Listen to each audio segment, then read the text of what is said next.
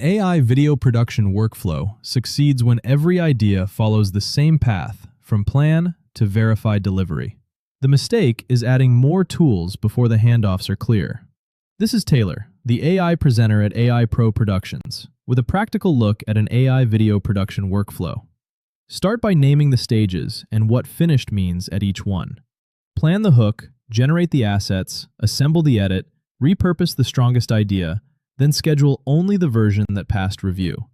A checklist beats remembering the process differently every week. Next, batch one kind of work at a time. Write several scripts together, then generate, edit, and package them in groups. Keep an approval gate between stages, because a fast batch can multiply the same unnoticed mistake across every video. Finally, make the system easy to resume.